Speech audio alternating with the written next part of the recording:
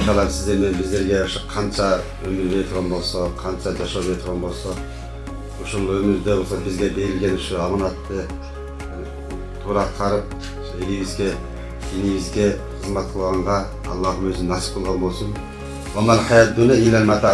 Адам бул жашоо ушундай өзүнүн кызыкчылыктары менен өзүнө тартып турат экен да. Бир аз эле динден алыстап, бир деле дүйнөгө кирип кете турган болсоң, Кудай Таалага болгон ишеним, ибадатка болгон, динге болгон нерсенин баардыгы алыстап кеткен себеби биздин жашоодо ар бир нерсе ушу дүйнө өзүнө тартып турат экен да. Байлык өзүнө тартып турат экен, коозуктар өзүнө тартып турат экен, коомчулукта болуп жаткан ар бир сөз адамдын жүрөгү ушундай губка сыяктуу болуп турат экен да. Канчалык жакшы нерсени укса, ошо жакшы нерсеге умтулуп баштайт экен. Канчалык жаман нерсени укса, ошо жаман нерсеге умтулуп баштайт экен да.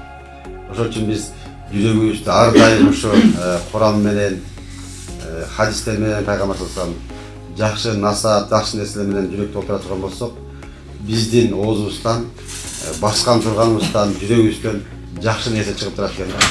Биз канчалык жүрөгүбүздү жакшы нерсе менен толтурганга аракет жасайбыз экен. Азыр мына ошо Чүй Казияттын демилгеси менен мына азыр сиздерге ушундай бир жүз жумалык ушу 5 күндүк ушундай семинар өтүп жатат.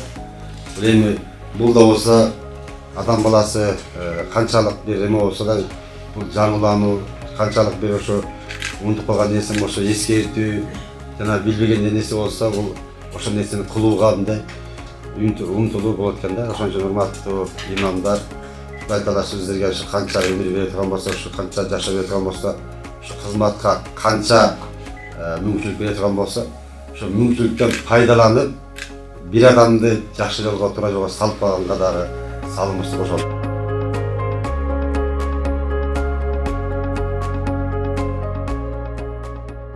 Ар бир семинарлар өткөрүлүп, башка областтарда. Бүгүнкү күндө мына ушу Чүй областында өткөрүлүп жатат. Эми ошол экинде мына эң жогорку деңгээлде уюштуруп, эл үчүн, дин үчүн кызмат кылып жаткан казыкеге чексиз мактоолор, ыраазылыктар болсун. Жана ошондой эле ушу Кемин районунун баш имам хатиби Кутбек дагы Алла ыраазы болсун, ушундай мүмкүнчүлүктөрдү даярдап, ушундай сиздер үчүн шарттар түзүп, ушундай кылгандыгына андан тышкары ушу Кутбек ажеке ушундай канчадан бери биз билебиз, илимин дагы ушу Кемин районунда кылып жаткан салымын дагы баалап, муфтий Азирети муфтийнин ушу өзүнүн алкыш баракчасын тапшырып коюуну уруксат этсеңиздер.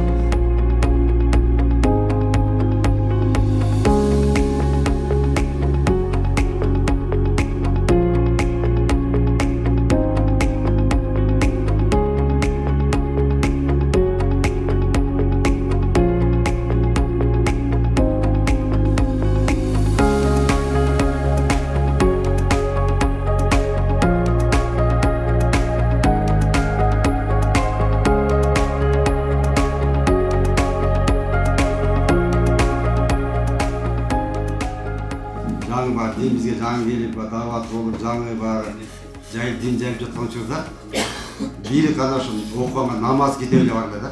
Намаз окуган үйрөнүү деген китеп бар эле. Башка бир дагы китеп жок, калгандарынын баары арабча эле. Бир дин үйрөнөйүн десең, дин жайылтайын десең, сөзсүз арабча үйрөнүп, анан ошону үйрөтүш керек болот экен да. Азыр мына бизге чоң мүмкүнчүлүк пайда болду. Куран тафсирлеринен канча деген китептер чыкты. Жана ошондой эле хадис китептерден канча деген китептер которулду.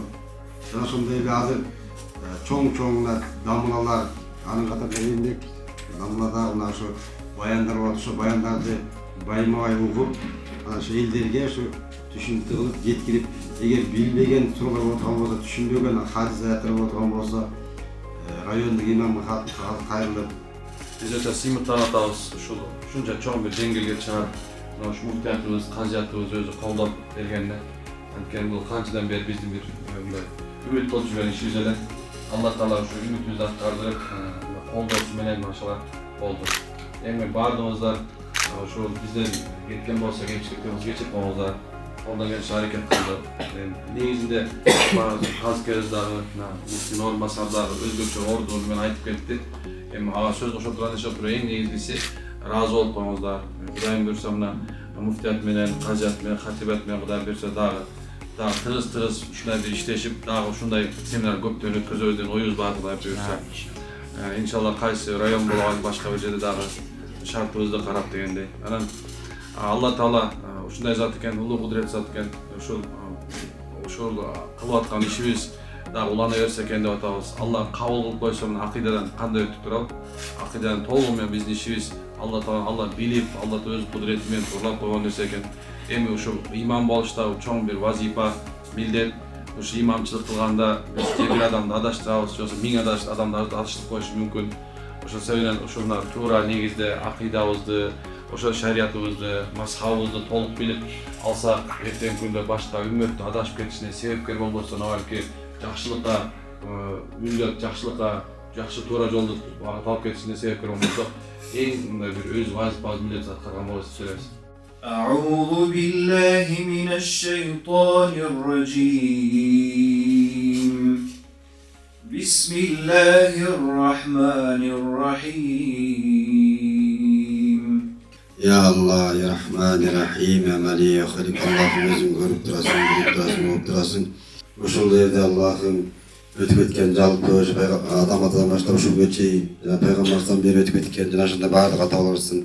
Жатқан жерлери жайлуу болуп, топурактары торко болуп, ошолордун катарында Токкожо уулу Тентимиш атанын дагы жаткан жери жайлуу болуп, топурактары торко болуп, ниетин баары жетип, Кудай Таалам ушу бейишинен насып кылып, Фирдавус бейишинен насып кылып, баардыгыбызды ушу бейиште чогулуу насып кылсын. Ассаламу алейкум ва рахматуллахи ва баракатух. Амин.